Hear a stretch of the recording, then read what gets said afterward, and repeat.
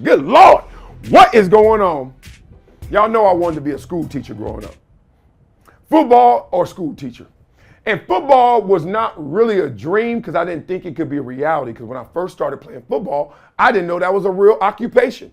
I thought it was just some old big dudes on TV, kind of like just being actors. I was like, what are they doing? Oh, they play football. I play football. I can do that when I'm old. I mean, light went off, right? I wasn't playing football for an occupation at first. Wanted to be a school teacher. Well, let's just say life has a way of working itself out. Because if I were a school teacher and this occurs and this happened on my watch in my class, we got some problems. Let's check out Charlamagne the God breaking down this new legislation. Now, let the record show we have had this discussion here on the Breakfast Club before, and I understand maybe why a teacher would want to carry a gun into school. I mean, if you have a license to carry a gun or pistol, if you know how to properly use your gun or pistol, if you have, your gun or pistol in a secure place, just like you do at home, I don't have an issue per se with you being able to carry your gun anywhere. The reason I'm giving these lawmakers in Tennessee donkey today is because this bill was passed a year after a shooter opened fire and killed 6 people at a Nashville school. You mean to tell me, instead of coming up with a comprehensive plan to reduce gun violence, out of all the things you could have done to attempt to curb gun violence, this is the best y'all could come up with? Out of all the collective perspectives that could have come from this group of legislators, the best y'all could come up with in response to a mass shooting is let the teachers carry guns. See, the reason I believe a teacher should be able to carry a gun is because I don't know no better. I'm not a legislator. And because I'm not a legislator, the only thing I can think of is self-preservation. If nobody can come up with any great ideas to protect me, then I'm going to resort to what I know to protect me, and that's prayer and my pistol, God and a Glock. But once again, I'm a country boy raised on a dirt road in Mount Corner, South Carolina. I am not a legislator. Legislators in a developed country like America. By the way, no other developed country has as much gun violence as America. But in a developed country like America, there has to be a better way. And there is, but America does not know how to solve problems. Lawmakers should be passing gun laws that actually reduce gun violence. How about background checks for all private sales and restrictions on multiple purchases? How about gun violence restraining orders? Yes, gun violence restraining orders. These allow family members of law enforcement to petition the court to temporarily bar an at-risk person from buying firearms. Police may also be permitted to confiscate their guns. One of the things I found interesting was this thing called investing in smart gun technology. President Obama said in 2013, if we can set it up so you can't unlock your phone unless you've got the right fingerprint, you should be able to do the same with a gun. And by the way, all this safety technology is available. Entrepreneurs have introduced products that use biometrics to identify a weapon's rightful owner while locking it for everyone else. And I read that once these smart guns, if they have these smart guns, they may not prevent mass shootings with firearms purchased legally, but they can prevent crimes or suicides with weapons owned by somebody else. A lot of times you hear stories about a kid stealing their parents' gun or stealing somebody's gun and going to commit these mass shootings. They don't even fund gun violence research like they should. In fact, they have tried to eliminate the funding for gun violence research. And you know why? Because in 1996, Congress, with a push from the NRA, passed the Dickey Amendment, named after its author, former Republican Representative Jay Dickey from Arkansas, which mandated that no CDC funds could be spent on research that may be used to advocate or promote gun control. And this, ladies and gentlemen, is why we really can't get any proper gun legislation anywhere in this country, because so many of these elected officials benefit from NRA money. If not the NRA, other gun lobbyists. Okay, the governor of Tennessee, Bill Lee, signed an executive order meant to strengthen gun restrictions, and he urged state lawmakers to consider stronger gun restrictions. But how can state lawmakers do that when they receive funding from the NRA? That part. Okay, so y'all saw it kept going. And the political entanglements, that spider web, continued to grow as he kept talking. You're like, whoa, wait a minute. Okay, in my short life, let me tell you my thoughts on guns, gun violence, etc. Obviously, y'all know my background, so y'all know I unfortunately grew up around some guns and some gun violence, lost people to the streets. And when you, crazy enough, when you hear somebody die, your first thought where I'm from is like, who killed them? You don't think natural causes. You don't think even they got hit by a car or something like that. Like, what happened? Oh, he got killed. Now, when you hear he got killed, you're like, damn, who got him? Where are you from? What, etc. So there's a lot of irresponsible people in this world, and unfortunately, their method of violence when they really want to go there is guns. So it used to be a them problem. Like if you look at it politically, it was a them problem. It was the people in power. People in power was like, yes, it is my Second Amendment right to have a gun. I will keep my gun at my home, protected, locked away. I will use my gun for hunting, etc. But I will be responsible with this gun. But dare you trespass, I shall use it, right? That kind of was like one side of the fence. And that's not by race lines. That's by, I got $5. I live in this nice suburban community, or I live in this rural area, and etc. Right? I had a lot of teammates that grew up hunting. I had one teammate shoot something. I don't know. I thought it was a deer. I don't know. And he brought it to practice. I remember coach was like, no. He was like, dog, it's on like his car in his bed of his truck or something. Coach was like, go home. Long story. All right. So anyway, I was like, dog, then invited us over to eat. I was like, hell no. Better take that to the grocery store or Farmer John. Let him do something with it first. I ain't eating from the streets. Anyway, so you had that side. Then you got this other side, right? And the other side you hear about all day. Like right now, Chicago. When you think of Chicago and guns, what are you thinking of? 20 people dying every weekend or whatever, right? And that's how I grew up. Like in a place where people were getting killed. And it was just like, it was the culture, it was the gang mentality, it was irresponsibility at its fullest. They didn't have much, so they didn't give a damn. So it was a value proposition.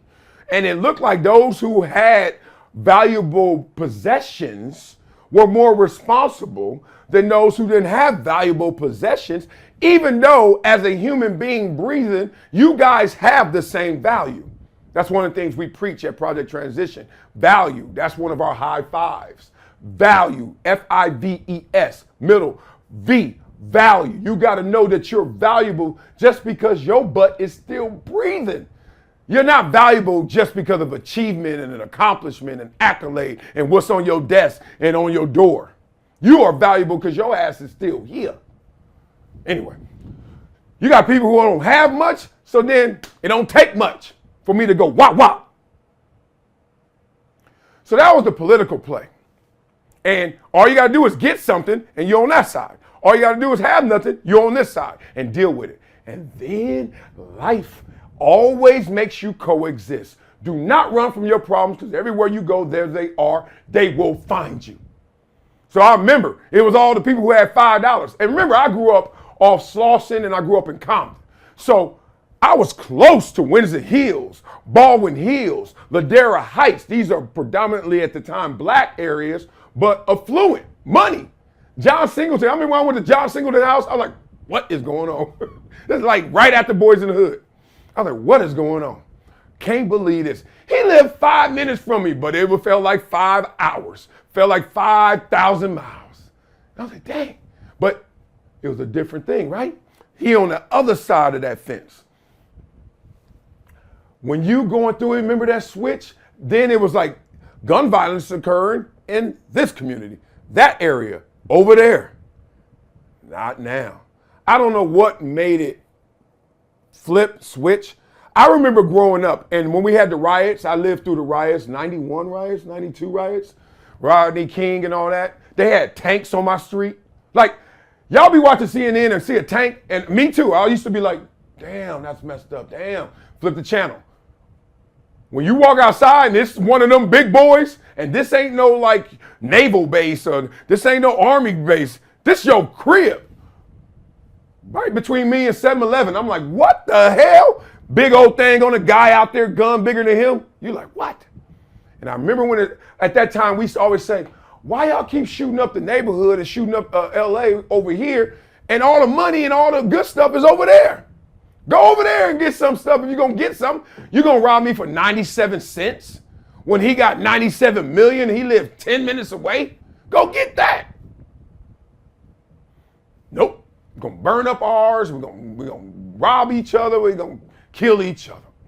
Okay, now, you know me. I don't do the racial lines because I knew some Mexicans. I knew some white people getting in it too, so don't trip. But I also knew some black people with them hundreds of millions over there too. Then it flipped. I didn't really want that to happen. I wanted no violence, but then it flipped. All of a sudden, I think it was COVID. It felt like COVID. Tell me I'm wrong. They start going there, and then they were like, oh God, our Second Amendment rights is a little different now, right? Because now the violence is everywhere. It's random. You know, the kidnappings and the violence and people running up in the homes and the thefts. Y'all remember all the athletes and stars just getting robbed, a couple killed, shot, jacked, having brunch. Having brunch in Beverly Hills used to be a safe space. Remember that? Oh, yeah. You gonna do the deal? No. I don't like the publishing. On the back end, doesn't make sense. That was your day in the 80s, 90s, early 2000s. Now, shoot, you better go in there stripped naked and go in there with your head up, eating like this, dropping food everywhere because you looking. Because they coming, wherever they are. So I see now how this bleeds into the classroom. What I feel about what they said is simple. Guns don't kill people. People kill people, and they use guns. We need to do a lot of work with the people.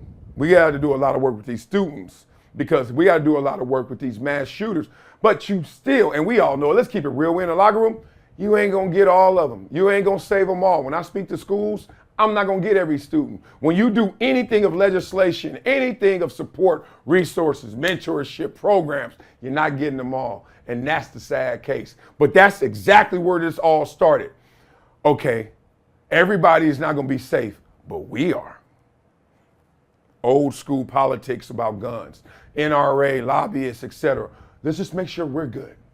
And we, meaning us with something.